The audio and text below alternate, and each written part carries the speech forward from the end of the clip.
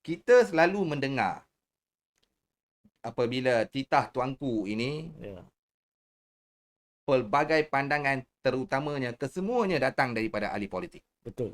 Daripada mula-mula yang mengetuk memberi kenyataan itu adalah ahli parlimen daripada Pasir Gudang, Mhm. Hassan Karim, Baik. dari PKR sendiri, daripada parti kerajaan, diikuti oleh Setiausaha Agung PAS, Hmm. Taki Yudin Hassan, kemudian disambut pula oleh KJ Khairi Jamaluddin. Begitu jugalah menyambut di Baik. antara ahli-ahli parlimen. Ada yang menyokong, ada yang tidak, ada yang kata macam ni, ada yang kata macam tu, ada yang kata itu titah peribadi tuanku, bukannya di atas kapasiti yang di Pertuan Agong, macam-macam Haji. Tetapi dari sudut perlembagaan, tidak ada siapa pun nak bercakap. Hmm. Dan memang tepat sebab tu hari ni tak boleh cancel. Tuan Haji kena duduk sini, bagi kami semua faham dari InsyaAllah. sudut perlembagaan, ada ke tuanku ni bertitah atas kapasiti peribadi lah dan okay, Tuan Haji, saya nak pergi terus package 3 in 1 soalan saya. Apa dia? Saya nak Tuan Haji daripada dua tajuk kita, perpaduan dan kestabilan politik, saya nak sentuh dulu ke kestabilan politik. Baik. Bahagian pertama ni, saya nak Haji bagi pandangan Haji tentang kenyataan yang dibuat oleh MP Khairi. Pasir Gudang Baik. sikit, Taki Yudin Hassan. Dia kata kenyataan tuanku itu adalah pandangan peribadi. Hmm. Dan juga Khairi Jamaluddin sendiri. Baik. Dari sudut perlembagaan. Silakan Tuan Haji. Baik, terima kasih Saudara Fazli. Saya rasa saya ucap terima kasih kerana bersusah payah mengeluarkan klip video.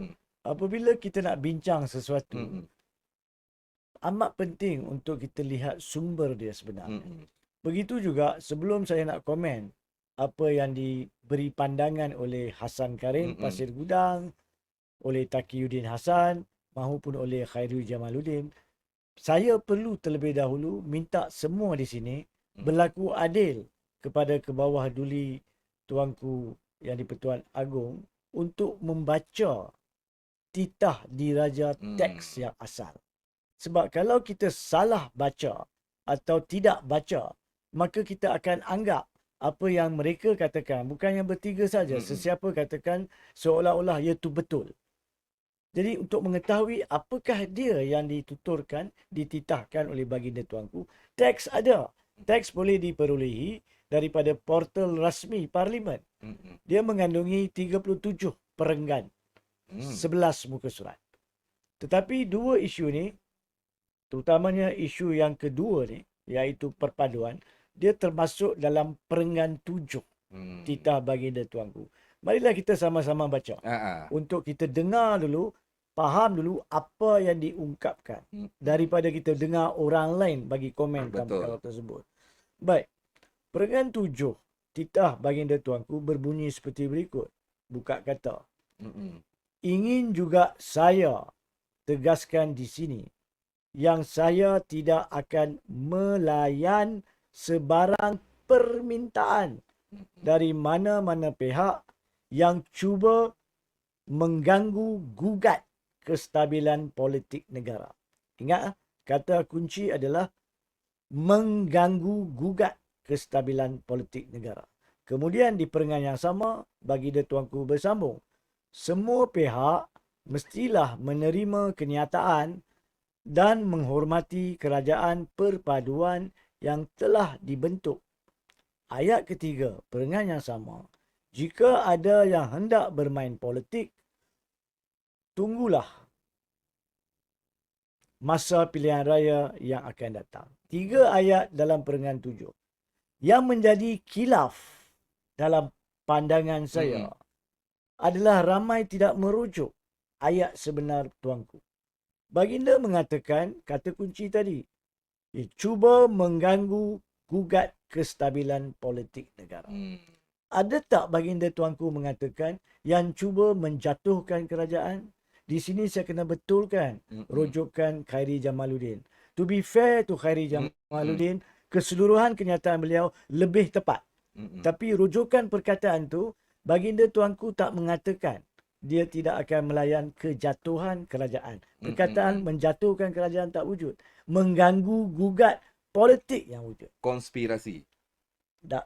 Perkataan konspirasi pun tak wujud. Oh, tak wujud Mengganggu gugat keadaan politik. Apa maksud dia?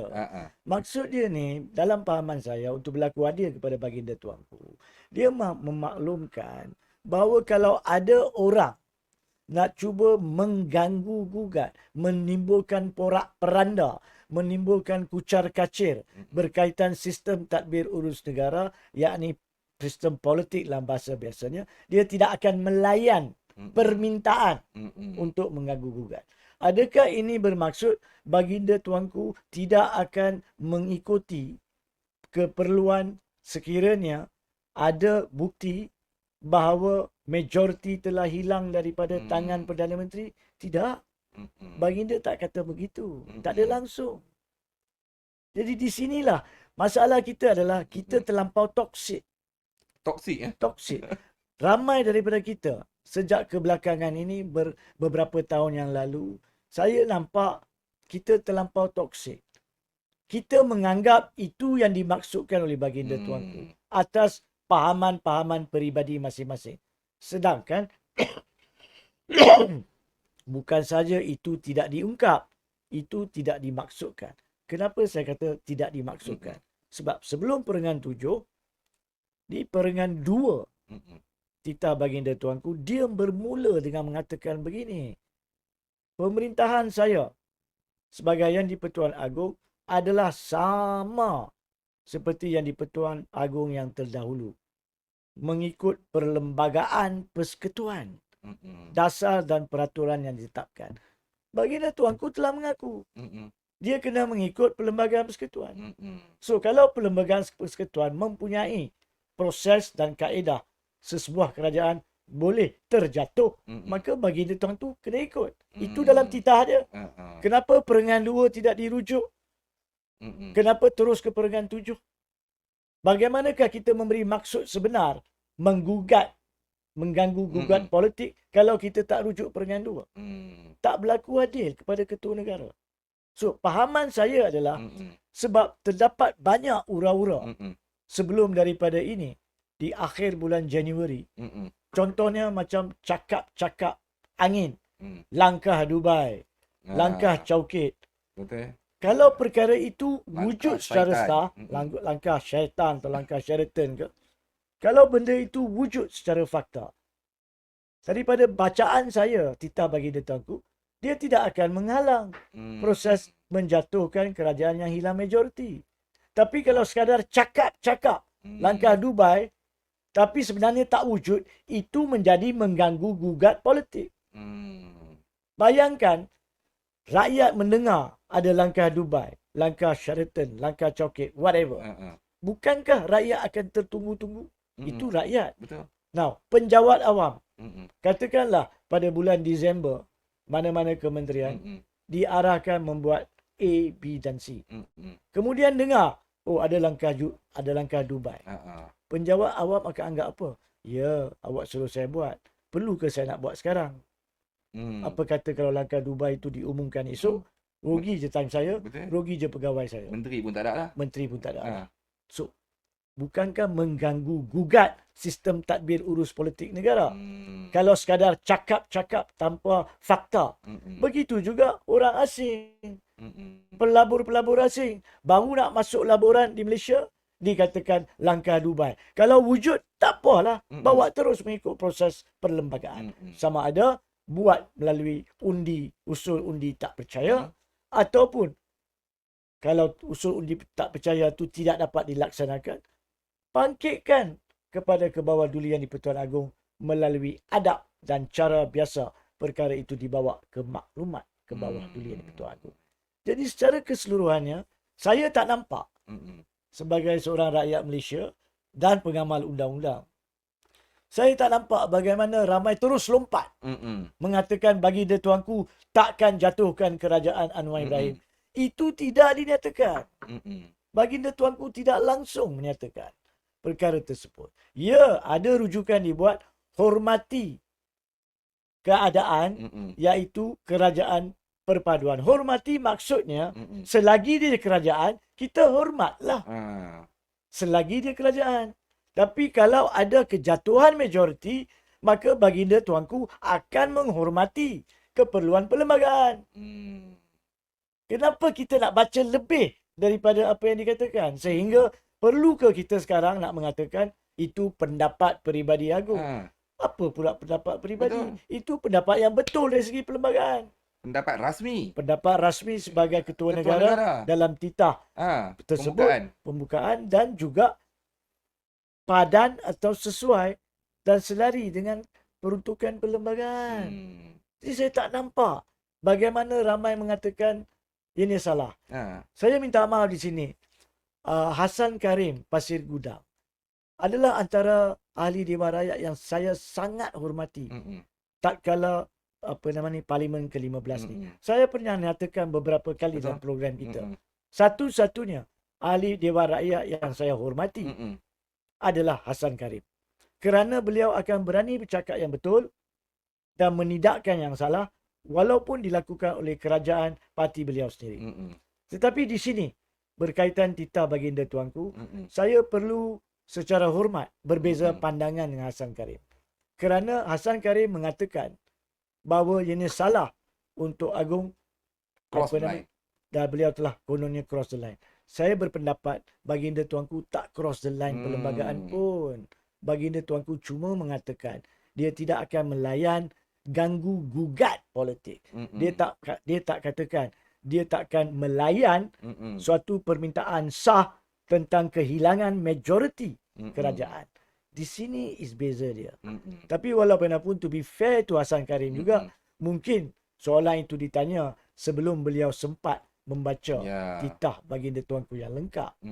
Dan walaupun sekiranya beliau berpeluang, saya harap Hasan Karim yang saya hormati sebagai ahli Dewan Rakyat akan baca dengan lengkap ke semua 37 perenggan. Mungkin saya tidak merujuk perenggan lain yang ada terkandung perkara tersebut. Betulkan saya, I've got no problem. Tapi daripada bacaan saya, ke semua 37 perenggan yang relevan adalah 7 dan 2. Dan di situ jelas baginda tuanku, mungkin ramai yang mendengar program ni mungkin tak selesa dengan apa yang saya cakap. Tapi kita kena jujur dan betul apa yang tepat. Kita kena mengakui. Baginda tuanku tidak melanggar perlembagaan. Bila baginda tuanku menitahkan di perenggan 7 dan perenggan 2 bahawa dia tidak akan melayan permintaan untuk mengganggu gugat politik. Itu tidak bermakna baginda tuanku bermaksud dia tidak akan benarkan kerajaan Anwar Ibrahim jatuh jika mereka hilang majoriti. Itu tidak ada langsung di situ. So please be fair to ketua negara, be fair to all. Dan saya harap ini diambil contoh oleh semua kita. Jangan kita baca sesuatu, jangan kita tonton satu video dengan fikiran toksik. Kita kena baca dan lihat dengan hati yang terbuka. Faham dulu apa yang dicakap. Kalau tak faham, baca teksnya. Kalau masih tak faham, tanya orang. Kemudian baru buat kesimpulan. Adakah kenyataan dia betul ataupun tidak. Dan di sini baginda tuanku tidak melangkaui kuasanya. Bukankah baginda tuanku mengatakan saya seperti agung-agung terdahulu adalah tertakluk kepada peruntukan perlembagaan, persekutuan, perlembagaan persekutuan, saya tertakluk kepada undang-undang dan peraturan. Bukankah itu pengakuan baginda tuanku? Kalau perlembagaan cakap kerajaan boleh jatuh, jatuh. Kalau perlembagaan cakap cara macam mana jatuhkan kerajaan, itu yang mengikat peraturan terhadap baginda tuanku. So saya tidak akan boleh menerima apa yang saya dengar sejak beberapa hari yang lalu. Kononnya Agung memberi pandangan peribadi. Kononnya Agung melanggar perlembagaan. Kononnya Agung cross the line. That is very rude. Saya minta maaf. Itu agak biadab untuk mengatakan Agung cross the line. Tapi saya yakin Hasan Karim tidak bermaksud apa yang berbunyi seolah-olah dia bermaksud.